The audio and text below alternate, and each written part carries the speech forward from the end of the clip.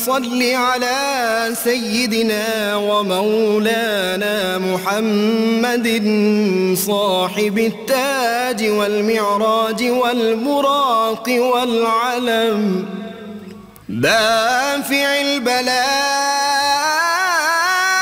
والوباء والقحط والمرض والألم اسمه مكتوب مرفوع مشفوع منقوش في اللوح والقلم سيد العرب والعجم اسمه مقدس معطر مطهر منور في البيت والحرم شمس الضحى بدر الدجى صدر العلا نور الغدى كهف الورى مصباح الظلم جميل الشيم شفيع الأمم صاحب الجود والكرم والله عاصمه وجبريل خادمه والبراك مركبه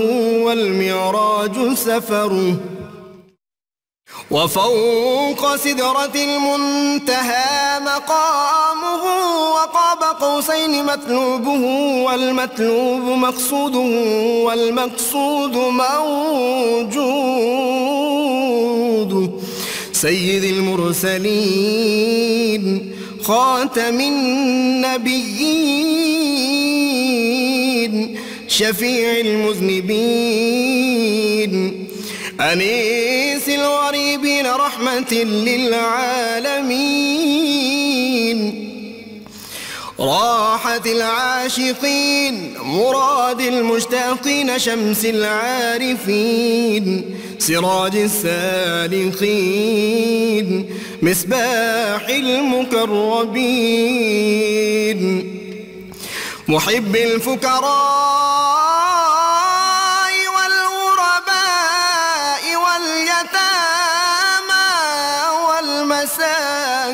والمساكين سيد الثقلين نبي الحرمين إمام القبلتين وسيلتنا في الدارين صاحب قاب قوسين محبوب رب المشرقين ورب المغربين جد الحسن والحسين مولانا ومولى الثقلين سيدنا أبي القاسم محمد بن عبد الله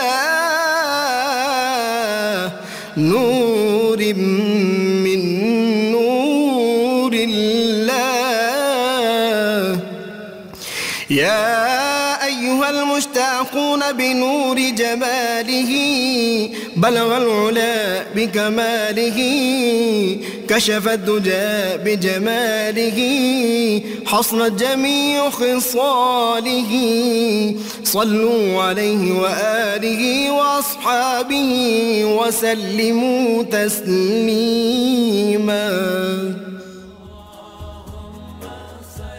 بسم اللہ الرحمن الرحیم۔ السلام علیکم ناظرین، پروگرام صبح نور کے ساتھ آپ کا میزبان نذیر احمد غازی حاضر ہے۔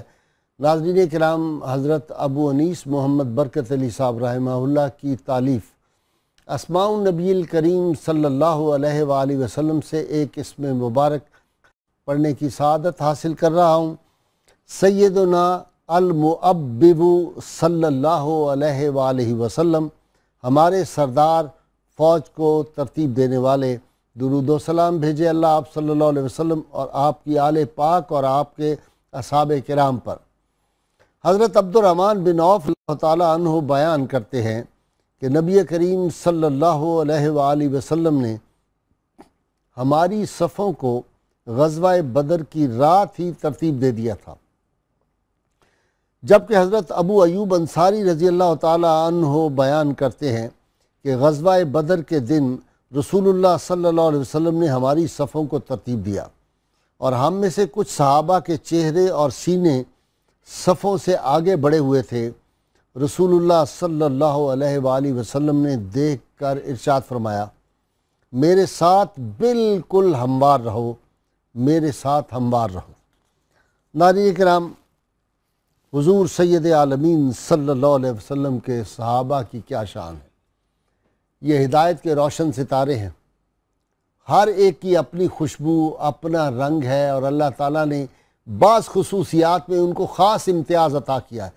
کسی کو شجاعت عطا فرما دی، کسی کو عدالت عطا فرما دی، کسی کو حکمت عطا فرما دی، اور کسی کو انکسار عطا فرما دیا، کسی کو اعجاز عطا فرما دیا۔ ایک صحابی رسول صلی اللہ علیہ وسلم، میں جب ان کی حیات کا مطالعہ کر رہا تھا تو ایک بات جب میں نے پڑھی تو میں نے سوچا اس کے بعد کوئی اور عظمت کی بات اگر نہ بھی ہو تو یہی ان کے عظیم ہونے کے لیے بہت کافی ہے کہ حضور سید عالمین صلی اللہ علیہ وسلم نے ایک مرتبہ ان کو فرمایا کہ تم جسامت میں بھی اور اخلاق میں بھی بالکل میرے مشابہ ہو۔ ناظرین کرام، اس سے بڑا سرٹیفکیٹ دنیا میں کوئی اور ہو نہیں سکتا۔ یہ کون سی ہستی تھی؟ ان کو تمام لوگ بحر الجود کہا کرتے تھے، یعنی سخاوت کا سمندر کہتے، بحر سخاوت ان کو کہا جاتا تھا۔ ان کی سخاوت کا یہ عالم، مدینہ منورہ سے باہر سفر کے لیے جا رہے ہیں اور راستے میں تھک گئے تو آرام کے لیے ایک باغ میں تشریف لے گئے، کھجوروں کا خوبصورت باغ بھرا ہوا پھلوں سے۔ وہاں ایک حبشی غلام بیٹھا ہوا ہے جو اس باغ کی رکھوالی کرتا ہے۔ یہ جا کے وہاں درخت کے نیچے سستانے لگ گئے۔ تھوڑی دیر میں اس حبشی کے مالک نے ایک نوکر کے ہاتھ وہاں پہ کھانا بھیجا دوپہر کا۔ 3 روٹیاں تھیں اور ساتھ کوئی سالن تھا۔ یہ جب 3 روٹیاں اس حبشی غلام کے سامنے آئیں اور وہ کھانا چاہتا تھا کہ اتنی دیر میں ایک کتا آیا اور وہ آ کے کھڑا ہو گیا اور اس نے اپنا منہ کھول دیا، جس سے لگتا تھا کہ وہ کتا بہت بھوکا ہے۔ اس حبشی غلام نے ایک چپاتی اٹھائی، ایک روٹی اٹھائی، اس کے آگے ڈال دی۔ وہ جلدی جلدی روٹی کھا گیا۔ اس حبشی غلام نے دوسری روٹی ڈالی، وہ دوسری روٹی کھا گیا۔ اس کے باوجود وہ کھڑا رہا، اس نے تیسری روٹی بھی اس کے سامنے ڈال دی، اس نے تینوں روٹیاں کھا لی۔ تو حضرت عبداللہ بن جعفر رضی اللہ تعالیٰ عنہ، جعفر طیار کے فرزند ارجمند، باپ بھی سخی، دادا بھی سخی، آگے پوتا بھی اتنا ہی سخی، بڑے حیران ہوئے۔ اس حبشی کو پوچھنے لگے کہ میاں تمہیں یہ جو کھانا آتا ہے اس میں کتنی روٹیاں مالک دیتا ہے؟ اس نے کہا 3 روٹیاں میرے لنچ کے لیے آتی ہیں۔ تو کہا 3 روٹیاں تھیں، تم نے تینوں ہی کتے کو ڈال دی، تم 1-2 ڈال دیتے۔ اس نے کہا حضرت عمومی طور پر اس علاقے میں کتے نہیں آتے، کتے پائے نہیں جاتے، معلوم نہیں یہ کتنا بھوکا تھا اور کتنا سفر کر کے یہاں آیا تھا۔ میں نے 1 روٹی ڈالی، وہ کھڑا رہا، مجھے اندازہ ہوا ابھی اس کی بھوک باقی ہے۔ میں نے دوسری روٹی ڈالی، وہ وہیں کھڑا رہا، میں نے سمجھا ابھی بھوک باقی ہے، لہٰذا میں نے اس کو تینوں روٹیاں ڈال دی۔ آپ نے اس سے دریافت فرمایا سیدنا عبداللہ نے کہ یہ بتاؤ کہ یہ پھر تم کیا کھاؤ گے؟ اس نے کہا جی کوئی فرق نہیں پڑتا، اگر ایک دن میں نہ بھی کھاؤں گا میں کل روٹی کھا لوں گا۔ سیدنا عبداللہ بن جعفر رضی اللہ تعالیٰ عنہ نے اپنے قلب کی طرف دیکھا اور کہا لوگ تمہیں کہتے ہیں کہ تم عرب کے بہت بڑے بحر سخاوت ہو، لیکن یہ تو سخاوت میں تم سے بھی آگے بڑھ گیا ہے۔ آپ جب واپس مدینہ منورہ پہنچے، گھر سے رقم لی اور جا کے اس باغ کے مالک سے بات کی اور اس سے وہ باغ خرید لیا، اور خرید کے اس حبشی کو اس باغ کا مالک بنا دیا انعام کے طور پہ۔ ناظرین کرام، اس بحر سخاوت کی آج ہم باتیں کریں گے۔ ان کا نسب کتنا اعلیٰ تھا، ان کے اخلاق، ان کا کردار، ان کی شجاعت، ان کی خاندان نبوت کے لیے قربانیاں، حسنین کریمین کے لیے انہوں نے جو کچھ کیا، اور میدان کربلا میں جس طرح ان کی اولاد جو تھی وہ قربان ہو گئی جناب امام حسین علیہ السلام پہ۔ ان کی اہلیہ محترمہ جو تھی تاریخ میں اتنی بہادر، اتنی جری، اتنی دلیر، اتنی حوصلہ مند اور اتنی صبر و استقامت کا جو تھا وہ کوہ صفا خاتون، اور تاریخ اسلام میں مجھے تو کوئی نظر نہیں آئی۔ ناظرین کرام، آج ان کا ذکر پاک ہوگا۔ سیدنا عبداللہ بن جعفر رضی اللہ تعالی عنہ کا یوم وصال ہے۔ گفتگو کے لیے میں نے دعوت دی اپنے اسٹوڈیو میں، اسکالر ہیں، معروف پیر صاحب ہیں، پیر قمر الشکور احمد صاحب۔ پیر صاحب ویلکم۔ ان کے ساتھ نوجوان اسکالر، بہت باہر کی یونیورسٹیوں سے فارغ التحصیل عین الحق بغدادی صاحب، آپ کا بھی شکریہ بغدادی صاحب۔ اور آخر میں ناظرین کرام، پروفیسر ایوب بھٹی سے تو آپ واقف ہیں، اپنا ایک خاص ان کا لحن ہے، ان سے ہم منقبت بھی سنیں گے. آپ کا بھی شکریہ پروفیسر. جی پیر صاحب، تعارف میں نے تو ایسے ایک آدھ اشارہ بس کیا ہے. بسم اللہ الرحمن الرحیم. حضرت عبداللہ بن جعفر رضی اللہ تعالیٰ عنہما کا شمار اسلام کی ان خوش قسمت ہستیوں میں ہوتا ہے جنہیں اللہ رب العزت نے کثیر الجہت عظمت کی نسبتیں عطا کی تھیں. سبحان اللہ. باپ جیسے آپ نے فرمایا حضرت جعفر، جن کو اللہ تعالیٰ نے حضور علیہ السلام نے مشاہدہ فرمانے کے بعد فرمایا کہ وہ جنت میں 2 پروں کے ساتھ اڑ رہے ہیں، اس وجہ سے ان کا لقب طیار مشہور ہوا.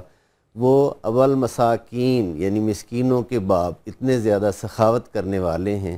اور خود حضرت عبداللہ، آپ کے دادا جناب حضرت ابو طالب، جن کو اللہ تعالیٰ نے حضور صلی اللہ علیہ وآلہ وسلم کی پرورش اور کفالت کے لیے پسند فرمایا، ناموس رسالت کے اولین مجاہد اور علمبردار اور محافظ ناموس رسالت صلی اللہ علیہ وآلہ وسلم کے.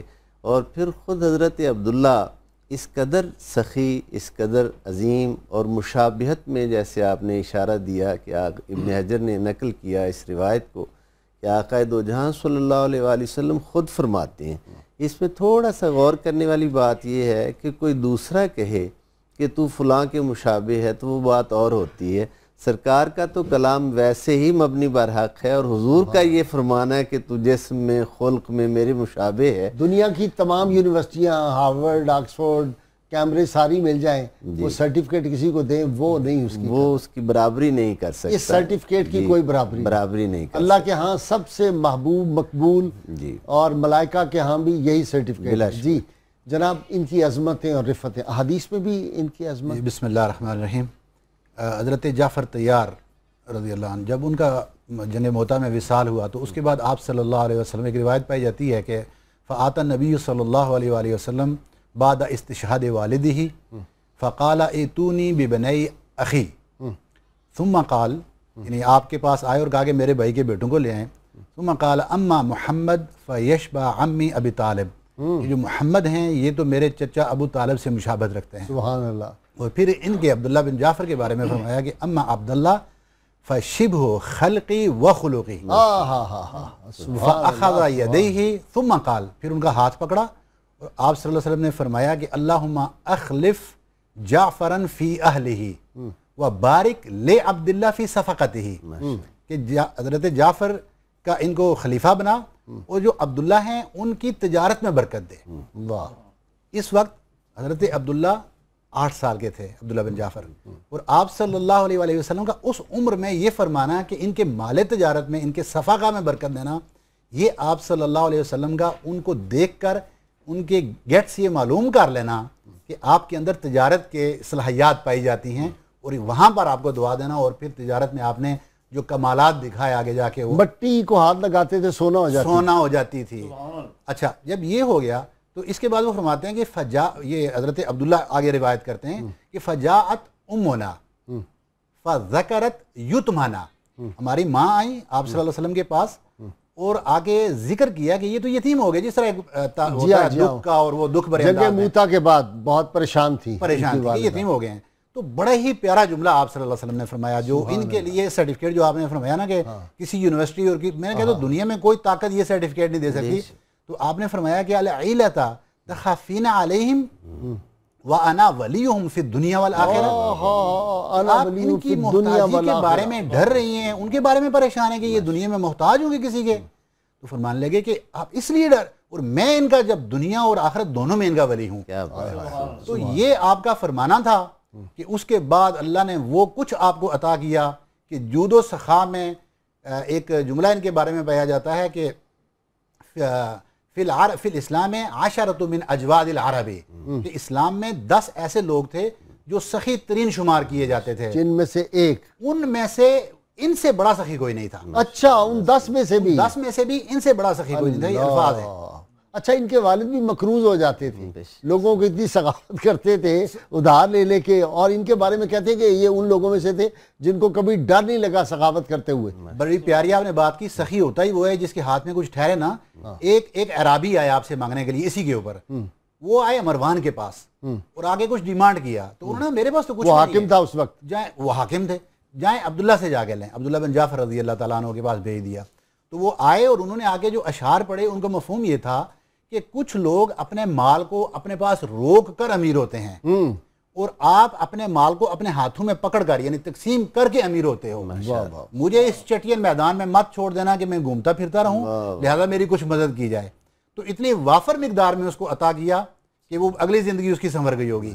تو آپ کا یعنی ایک نا بڑی ان کی صدقے کے اوپر جب بات آتی ہے اور یہ انفاق جب کرتے تھے، ہر بندہ جب انفاق کرتا ہے تو اگلے بندے کی ضرورت سے بھی بہت کم چیز اس کو میسر آتی ہے. ٹھیک، ایک حدیث ایسی ایک روایت پائی جاتی ہے کہ ایک آپ کی بات میں خوبصورت کسی عارف کی بات یاد آ گئی، پیر صاحب کمال.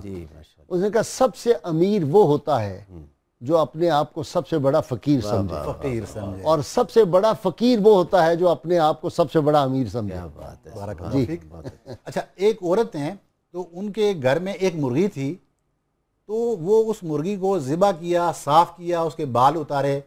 تو فاتت بہذہ الدجاجہ المسموطہ الی عبداللہ بن جعفر، تو ان کے پاس آئیں اور آگے کہنے لگی کہ یہ جو مرغی ہے یہ مجھے میری بیٹی سے زیادہ پیاری ہے. میں نے یہ نیت کی تھی کہ میں اس کو اس جگہ پہ دفن کروں گی جو سب سے اچھی جگہ جو میں حاصل کر سکوں. میں دیکھتی ہوں کہ اللہ کی قسم مجھے آپ کے پیٹ سے اچھی جگہ اس کے لیے کوئی نظر نہیں آئی، تو میں آپ کے لیے لے آئی. اچھا، جب پیش کی تو آپ نے فرمایا کہ اس سے لے لیں. اچھا، لینے کے بعد آپ نے غلاموں سے کہا، اپنے لوگوں سے کہا کہ اس کو کچھ عطا کریں، اور اس کو اتنی عطائیں کی گئیں کہ اس عورت کا ایک آخری جملہ تھا کہ عبداللہ بن جعفر سے وہ کہنے لگیں کہ ان اللہ لا يحب المسرفین، کہ آپ بس کریں، آپ اتنا کچھ مجھے دے رہے ہیں، اللہ تو اسراف کرنے والوں کو پسند نہیں کرتا، تو آپ تو مجھے دینے میں اسراف کر رہے ہیں. تو یہ سخاوت تھی کہ جب کسی کو دیتے تو اتنا مال دے دیتے کہ وہ اگلا لینے والا بھی اس سے یہ کہتا کہ یہ تو اس خاتون کی مرغی نے پھر سونے کے انڈے دینے شروع کر دیے ہیں. یہ دیکھیں یہ اسراف اور محبت ہے، اللہ کے محبوب لوگوں کے ساتھ محبت کرنے کا صلہ. وہ یہ فیضان نظر تھا یا کہ مکتب کی کرامت تھی، سکھائے کس نے اسماعیل کو آداب فرزندی. یہ جو سخاوت ہے یہ بھی نور نبوت کا ایک اعجاز نہیں؟ بے شک رسول اللہ صلی اللہ علیہ وسلم جب تشریف لائیں مدینہ منورہ باہر سے تو گود میں جن بچوں کو اٹھاتے تھے ان میں یہ بھی شامل تھے، اپنے ساتھ بٹھاتے. فیض نسبت سے یہ حصہ ہے نا جی، یہ ملتا ہے. آپ حبشہ میں حضرت جعفر ابن ابی طالب اور حضرت اسماء بنت امیس جو ان کی اہلیہ ہیں ہجرت فرما کر گئے نا، تو یہ حبشہ میں مسلمانوں کے ہاں پیدا ہونے والے پہلے بچے تھے. نجاشی شاہ حبشہ کو بیٹے کی بڑی دیر سے آرزو تھی، اس کے ہاں اولاد نرینہ نہیں تھی. جب حضرت عبداللہ متولد ہوئے کچھ دیر کے بعد اللہ تعالیٰ نے اسے بھی بیٹا عطا کیا. اس نے حضرت جعفر سے عرض کیا کہ یہ عبداللہ کے آنے کی برکت ہے کہ میری آرزو بھی اللہ تعالیٰ نے پوری کی ہے، اس لیے میں اپنے بیٹے کا نام بھی عبداللہ رکھتا ہوں. پوچھا ان کو پیغام بھیجا کہ آپ نے بیٹے کا نام کیا رکھا ہے؟ جی میں اس کا نام بھی عبداللہ رکھتا ہوں، اپنے بیٹے کا بھی. اور پھر اسے پیش کیا حضرت اسماء کی خدمت میں کہ اسے بھی دودھ پلا دیں تاکہ یہ محاسن کا جامع ہو جائے، اس میں خوبیاں جو ہیں وہ آ جائیں.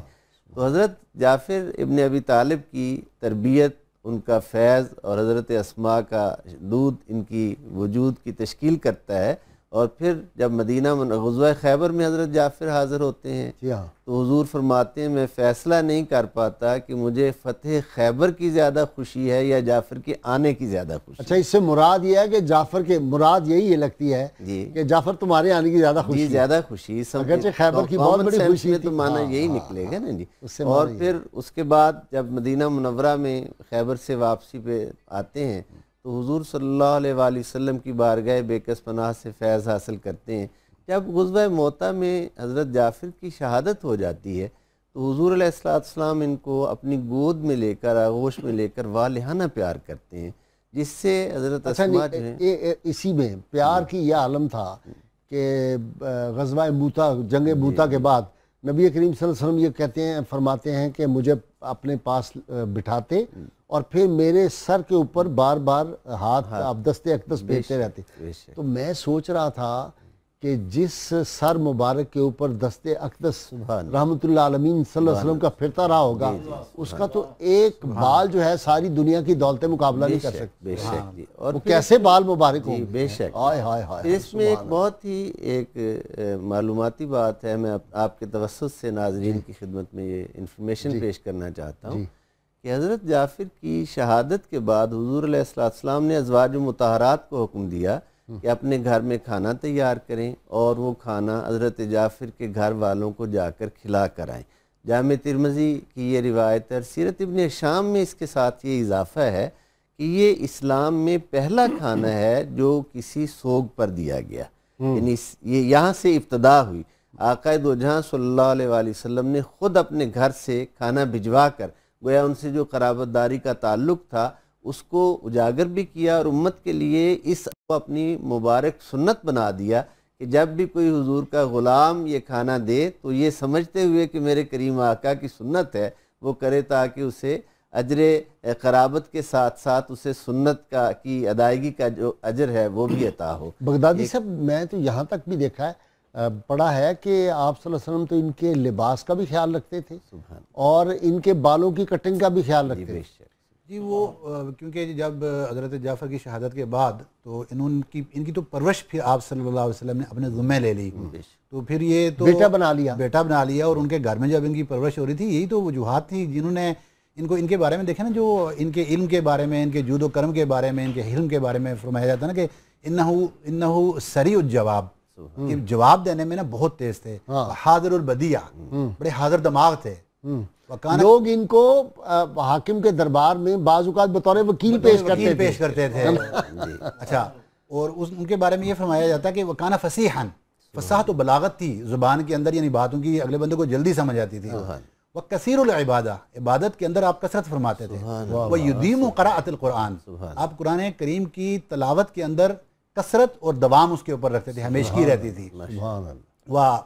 کہتے ہیں کہ سیداً عالماً عفیفاً حلیم، یعنی آپ بڑے نرم دل بھی تھے، حلیم تھے اور سخی تھے، حتیٰ کہ آپ کے بارے میں جو تھا کہ قیل عنہ قطب السخا، سخیوں کے قطب تھے، جیسے آپ نے پہلے فرمایا بحر الجود، اور ان کے بارے میں یہ کہا جاتا ہے کہ لا یصلہ صلات الا وزعها على اہل المدینہ حتی لا یبقى منها شیء لنفسہ، یعنی ان کے پاس جو کچھ بھی پہنچتا تو اس کو اہل مدینہ کے اندر اس طرح سے تقسیم فرما دیتے کہ اس میں سے ان کے نفس کے لیے کچھ بھی نہ بچتا۔ سبحان اللہ، سبحان اللہ۔ اور ان کے بارے میں یہ بات آپ کی جاری رہے گی، میں بریک لے لوں۔ بغدادی صاحب بڑی خوبصورت آپ بات سنا رہے ہیں، ایمان افروز ہے۔ ناظرین کرام دیکھیے، سخاوت کا دریا بہہ رہا ہے اور سننے والوں کو بھی یقیناً اس میں سے کوئی جرعہ مل جائے گا، کوئی ایک گھونٹ ہمیں مل جائے تو ہماری زندگیاں سنور جائیں گی۔ ہمارے ساتھ رہیے گا۔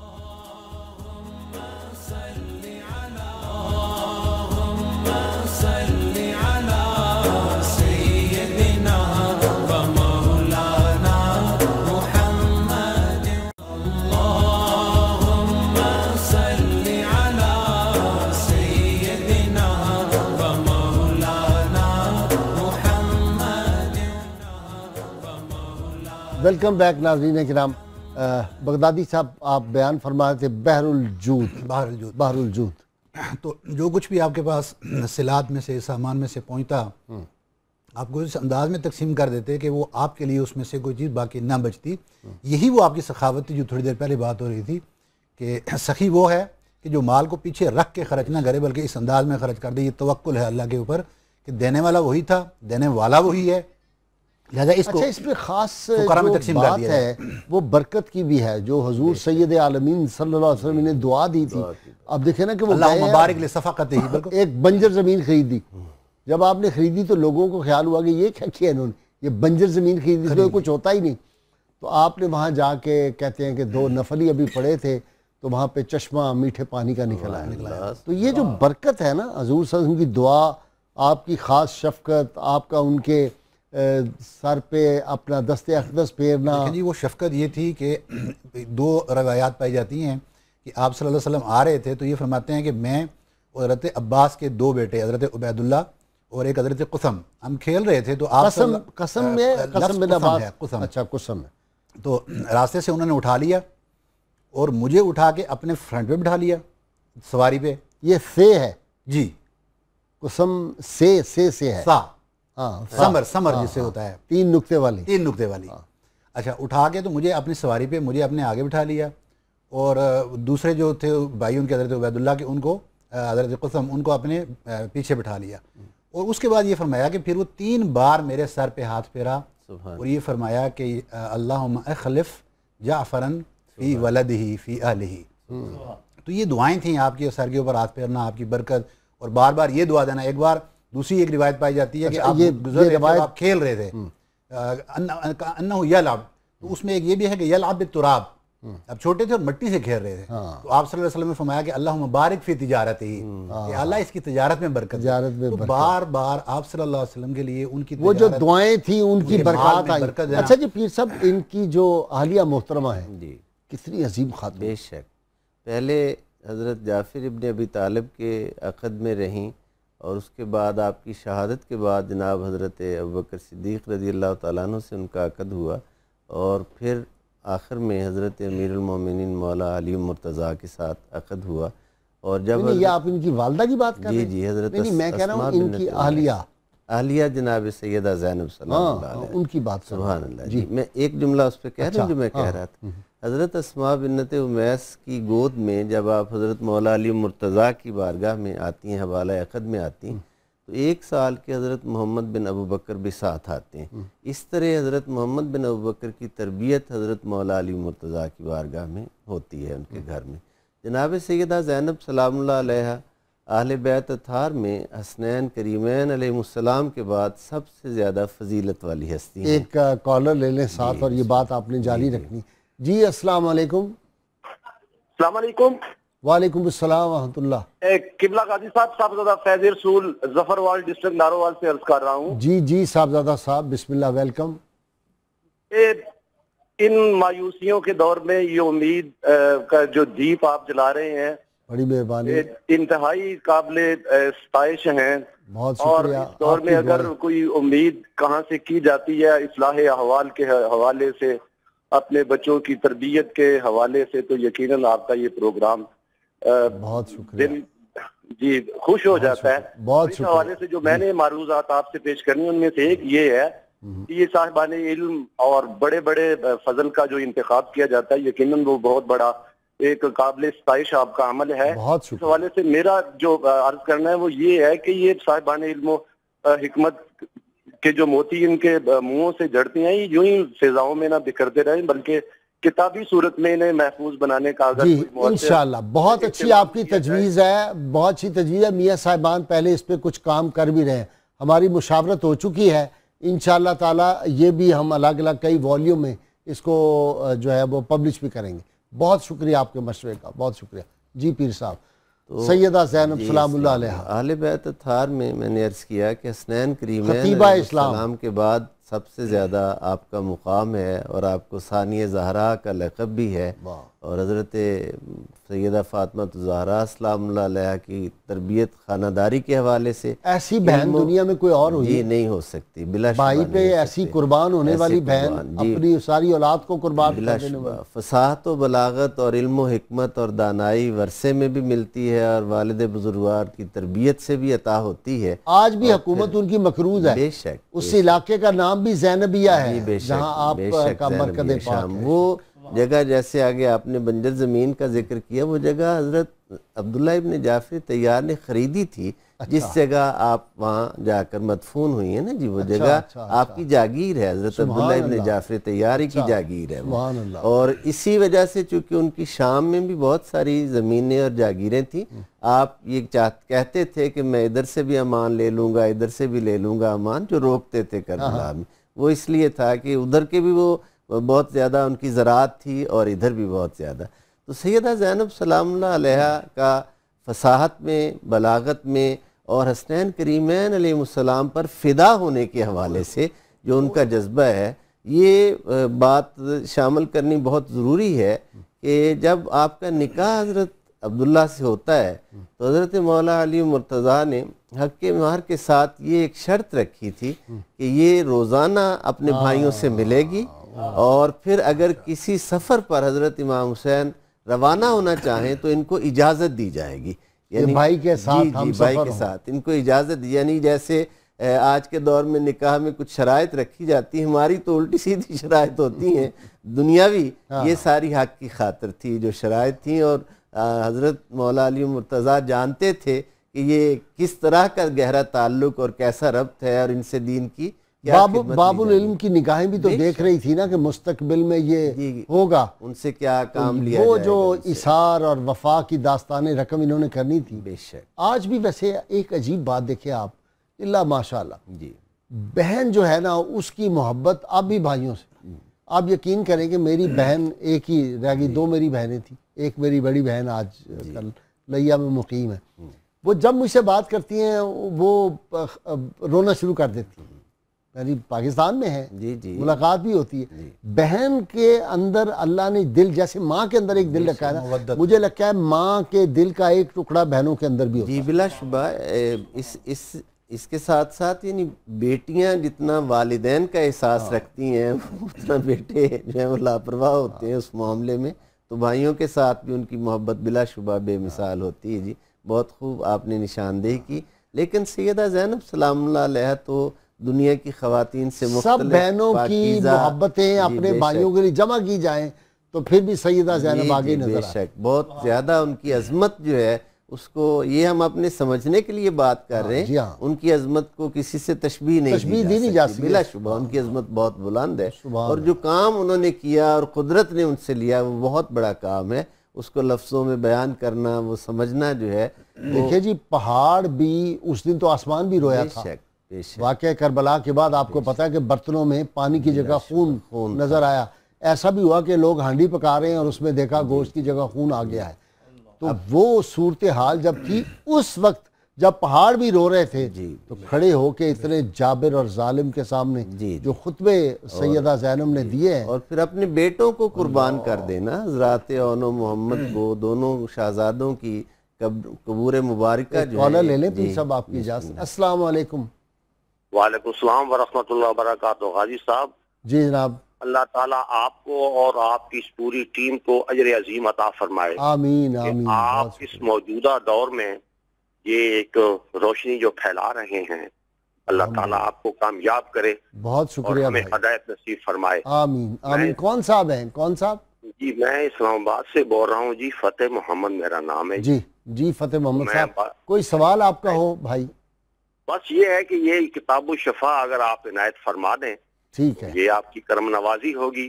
ٹھیک ہے، میں تو اتنا کر سکتا ہوں، جو آج میں سوال پوچھوں گا اگر آپ اس کا صحیح جواب دے دیں تو انشاءاللہ تعالی جو ہے وہ بہت ہی آسان سوال ہے، فوری فون کر دیجئے گا، جب میں سوال پوچھوں تو آپ فوری فون کر دیں۔ بہت شکریہ جی پیر صاحب۔ جی سیدہ زینب سلام اللہ علیہ کا یعنی اپنا کردار بھی، اور پھر حضرت عبداللہ چونکہ اپنی بینائی کی کمزوری کی وجہ سے شریک نہ ہو سکے میدان کربلا میں، اور اپنے بیٹوں کو قربان کر دینا، یہ ایک ماں کا بہت بڑا حوصلہ ہے، یعنی خود تو حضرت عبداللہ بن جعفر کی بھی بڑی کنٹریبیوشن بہت بڑی بیٹے پاس سے گئے ہیں، اہلیہ محترمہ پاس سے گئی ہیں، اپنے ہاتھوں سے پیش روک سکتے تھے، اپنے ہاتھوں سے پیش کیے ہیں، جی بہت بڑا کنٹریبیوشن، ان کی اجازت کے بغیر تو ہو ہی نہیں سکتا، تو بیٹے جو ہیں ان کو پیش کیا، اور حضرت اون کی قبر مبارک جو ہے یہ تو گنج شہداء میں ہے، اور دوسرے چھوٹے بیٹے حضرت محمد کی اور حضرت اون کی تو میدان کربلا سے سرکار امام حسین کے روضہ مبارک سے کافی فاصلے پہ ہے، جی باہر ہے جی جی میں حاضر ہوں جی آپ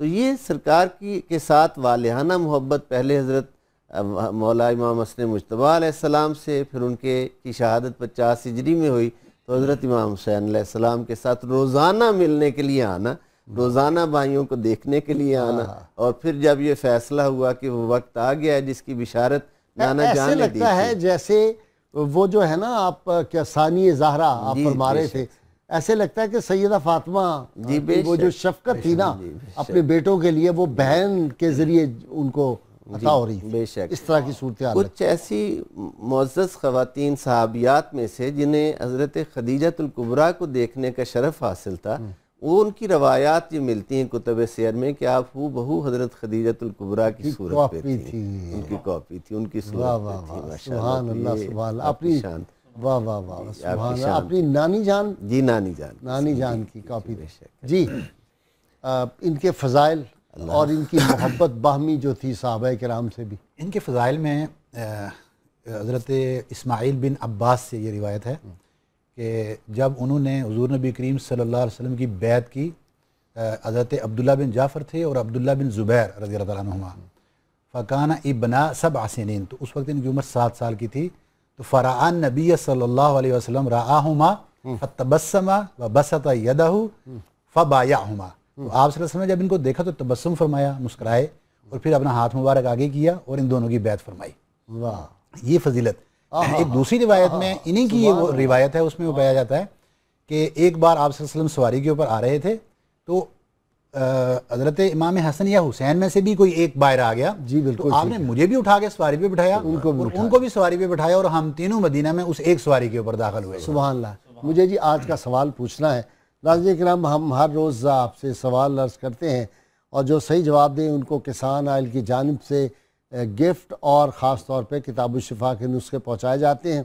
आज का सवाल है, हज़रत अब्दुल्ला बिन जाफ़र रज़ी अल्लाह ताला अन्हु का रसूलुल्लाह सल्लल्लाहु अलैहि वसल्लम से नस्बी रिश्ता क्या था? आपने अंदाज़ा कर ही लिया होगा, मेरे जो स्कॉलर हज़रात हैं इन्होंने डिस्कशन में ये रिश्ता बता दिया। अब है कि दौड़ में कौन पहले टेलीफोन करता है जवाबन। और जो कल हमने सवाल पूछा था, सूरह वाक़िया की कुल 96 आयात मुबारक हैं, और जिन्होंने सबसे पहले जवाब दिया खुशनसीबों के नाम है मोहम्मद जवादुल हसन साहब, इनका डेरा इस्माइल ख़ान से ताल्लुक़ है। मोहम्मद फैज़ साहब का ताल्लुक़ सनामा कोट अद्दू से ताल्लुक़ है, और मोहम्मद याकूब साहब का लाहौर से ताल्लुक़ है। आप तीनों हज़रात को इंशाअल्लाह ताला आपके गिफ्ट जो हैं वो हम पहुँचा देंगे। अच्छा जी पीर साहब, वो कि एक दफ़ा इन्होंने फरमाया कि मैं नबी करीम सल्लल्लाहु अलैहि वसल्लम के साथ ऊँट पे सवार था, तो आप सल्लल्लाहु अलैहि वसल्लम ने मुझे एक बात ख़ास बताई, लेकिन वो मैं नहीं किसी को बताऊंगा। जी बेशक, वो है जी बेशक जी, ये कुछ ऐसे असरार हैं अल्लाह ताला के और अल्लाह के रसूल सल्लल्लाहु अलैहि वसल्लम के, जो हुजूर ने मखसूस हस्तियों के साथ कुछ कलाम किया है। जैसे शेन अबू हुरैरा जी कभी है रवायत, ज़िंदगी में पेश आने वाले हालात और वाक़यात के हवाला से, और उन्हें कोई हुक्म दिया है, उस हुक्म के तहत वो फिर जो, चूँकि वो ख़ास उनके लिए बात थी, अगर वो अमूमी होती तो सबके दरमियान की जाती। उस बात को एक भेद और असरार समझते हुए और अपने लिए ख़ास समझते हुए सारी ज़िंदगी उसका कोई इजहार जो है वो नहीं करते। क्यों जी, कोई है, कोई इशारा मिलता है उस का कि वो क्या बात थी? देखिए वो हदीस शरीफ यूँ है कि फ़अरदफ़नी रसूलुल्लाह सल्लल्लाहु अलैहि वसल्लम खल्फ़हु फ़असर्रा इलैया हदीसन लम ला उहद्दिसु बिही अहद मिनन नास। आप सल्लल्लाहु अलैहि वसल्लम ने मुझे सवारी पे अपने पीछे बिठाया, और एक ऐसी हदीस, असर्रा युसिर से होता है कि बड़े राज के अंदर बात करना, तो एक ऐसी बात मेरे से की, सिर्री बात जिसको हम कहते हैं। हाँ। तो और किसी से आप सल्लल्लाहु अलैहि वसल्लम ने ये बात पहले नहीं की थी। इब्न असाकिर ये रवायत आगे बयान करते हैं कि आपने फरमाया कि या अब्दुल्ला हनी अल्लक मरीअन खुलिकता बितीनी व अबा का, यानी अबा जाफर यतीरू फी समाए माल मलाइका, कि आप सल्लल्लाहु अलैहि वसल्लम ने फरमाया कि ए अब्दुल्ला बिन जाफर, आपको मुबारक हो कि आप मेरी मिट्टी से पैदा किए गए हो। लिखता मिन तीनी, वो आजकल हम होता है ना कि देखते हैं कि ये बंदा ये एक मिट्टी से पैदा किए गए हैं, तो एक ही जगह पे वहाँ उनकी कब्रें भी होती हैं, इस तरह की। तो आपने फरमाया कि आप तो मेरी मिट्टी से, जिस मिट्टी से मेरी तख्लीक हुई है उसी मिट्टी से आपकी तख्लीक हुई है। और ये अगर पहली रिवायत से आप जाके मिला लें तो कितना करीब बनता है कि जब आपने फरमाया था कि असल कुर्बत, मुशाबहत रखते हैं, मुशाबहत रखते हैं, कुर्बत जाहिर करने के लिए कि ये मेरे कितना करीब है। और साथ में ये फरमाया कि आप उस बाप के बेटे हो कि जो इस वक्त आसमानी दुनिया के अंदर फरिश्तों के साथ उड़ रहे हैं मलाइका। हाँ, उसमें ये अल्फाज भी मिलते हैं ना कि उन्होंने कहा कि वो ऐसी बात है खुशी से कि मैं किसी को बता नहीं सकता।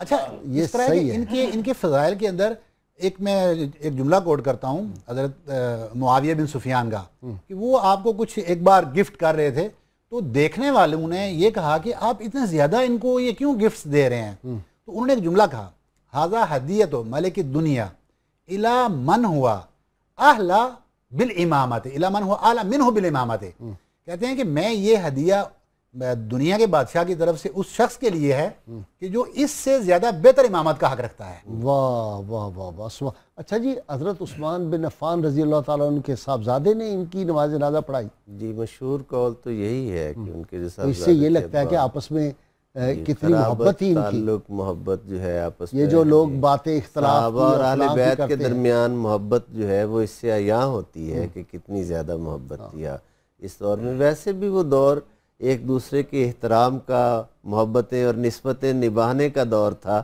آج کی طرح کا دور نہیں تھا نفرتیں بڑھانے کا۔ کتنی محبت ہوگی جی بے شک۔ جنازہ تو آدمی اسی سے پڑھواتا ہے نا جس کو بڑی اعزاز و اکرام وہ دیتا ہے۔ جی وہ حدیث میں حضرت ابان بن عثمان تھے، اس وقت وہ والی مدینہ بھی تھے، گورنر تھے وہاں کے، آپ کے وصال پہ گئے فغسلہ فکفنہ، آپ کو غسل بھی دیا، آپ کو کفن بھی دیا، فحملہ، پھر آپ کے جنازے کے ساتھ چلے۔ اور اس میں ایک آگے یہ بھی روایت پائی جاتی ہے کہ بڑی کثرت سے لوگوں نے آپ کے جنازے میں شرکت کی، پھر آپ نے دفنہ، پھر آپ کو قبر میں اتارنے کا کام بھی انہوں نے، حضرت ابان نے کیا، حضرت عثمان کے جو صاحبزادے تھے، والی گورنر تھے مدینہ۔ اور پھر اس کے بعد انہوں نے فرمایا کہ واللہ انت شریف لا شر فیک۔ یہ دیکھیں نا جو ہوتا ہے کہ جنازے کے بعد آپ نے لوگوں کو، تو انہوں نے تو قسم اٹھا کے کہا، لگے کہ اللہ کی قسم آپ ایک شریف انسان تھے، آپ میں کسی قسم پایا جاتا تھا۔ تو اس طرح کی دعاؤں کے ساتھ، اور کہتے ہیں کہ یہ کہتے ہوئے آپ کی آنکھوں سے آنسوں کی لڑیاں جاری تھیں۔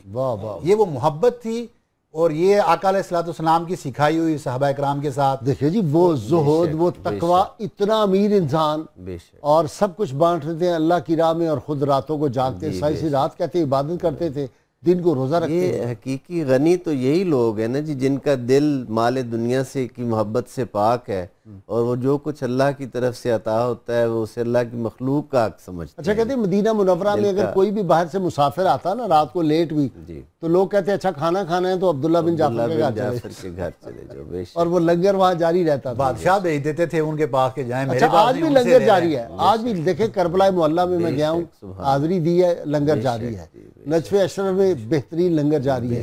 اور جو لوگ وہاں گئے ہیں دمشق میں، وہ کہتے ہیں وہاں سیدہ زینب کے بھی 24 گھنٹے لنگر جاری ہے۔ تو حضرت ہاشم کی ادا ہے جی، وہ بنو ہاشم میں چلی آ رہی ہے۔ بالکل ٹھیک ہے پیر صاحب، آپ کا بہت شکریہ، آپ تشریف لائے، بغدادی صاحب آپ کا بھی۔ ناظرین کرام، کتاب الشفا سے نسخے کا وقت ہو گیا۔ جادو اور سحر کے خاتمے کے لیے سورہ اعراف کی آیات نمبر 118 تا 122 اور سورہ طٰہٰ کی آیت نمبر 69، جبکہ سورہ یونس کی آیات 80 تا 82 کا 21 دن تک صبح و شام اگر 41 بار تلاوت کی جائے تو سحر اور جادو کا خاتمہ ہو جاتا ہے۔ بالکل اثرات اس گھر میں نہیں ہوتے، نہ اس انسان پہ ہوتے ہیں۔ شرط یہ ہے اول و آخر 11 مرتبہ کوئی بھی درود پاک وہ ضرور پڑھیں۔ بک آف دی ڈے، روز ایک کتاب آپ کی خدمت میں عرض کرتا ہوں، الوفا بے احوال المصطفیٰ صلی اللہ علیہ وسلم، امام ابن جوزی کی کتاب ہے، اشرف سیالوی صاحب نے اس کا ترجمہ کیا ہوا ہے، بہت اچھی کتاب ہے، یہ بھی زیر مطالعہ رکھنی چاہیے۔ اور یہ سیدنا علی المرتضیٰ شیر خدا کرم اللہ وجہہ فرماتے ہیں 4 باتیں دین کی اصل ہیں: اخلاص عمل، لوگوں کے ساتھ بھلائی اور احسان، اور برائی سے اجتناب، اور اپنی امیدوں کو چھوٹا رکھنا چاہیے۔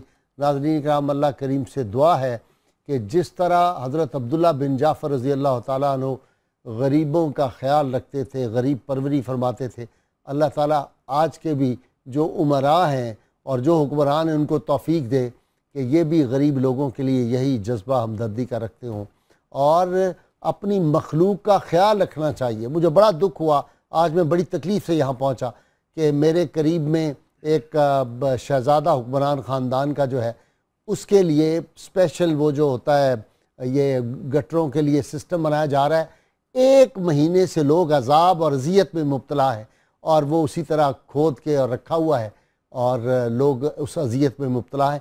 تو یہ خیال رکھنا چاہیے ہمیں دوسرے مسلمان بھائیوں کو کہ ان کو تکلیف نہ ہو، راستے سے جو تکلیف ہے اس کو دور کرنا چاہیے۔ اللہ کریم آپ کا حامی و ناصر ہو۔ کل تک کے لیے اپنے میزبان نذیر احمد غازی کو اجازت دیجیے۔ پاکستان زندہ باد۔ اور جناب والا پروفیسر ایوب بھٹی صاحب، میں بھول ہی گیا تھا اس بات کو بیان کرتے ہوئے، منقبت بارگاہ سیدنا عبداللہ بن جعفر۔ جی بھٹی صاحب۔ حضرت عبداللہ بن جعفر کی قسمت دیکھیے، حضرت عبداللہ بن جعفر کی قسمت دیکھیے، تاجدار دو جہاں جہاں سے فیض نسبت دیکھیے، تاجدار دو جہاں سے فیض نسبت دیکھیے، لخت زہرا سیدہ زینب کے وہ سرتاج تھے، لخت زہرا سیدہ زینب کے وہ سرتاج تھے، حیدر و حسنین سے یہ ان کی قربت دیکھیے، حیدر و حسنین سے یہ ان کی قربت دیکھیے، اور ان کو بحر الجود کا اعلیٰ لقب حاصل ہوا، حضرت عبداللہ کی شان سخاوت دیکھیے، حضرت عبداللہ کی شان سخاوت دیکھیے، ان کا ساجد ہے بقیع پاک میں مدفن بنا، ان کا ساجد ہے بقیع پاک میں مدفن بنا، ان کو حاصل ہو گئی دنیا میں جنت دیکھیے، ان کو حاصل ہو گئی دنیا میں جنت دیکھیے، حضرت عبداللہ بن جعفر کی قسمت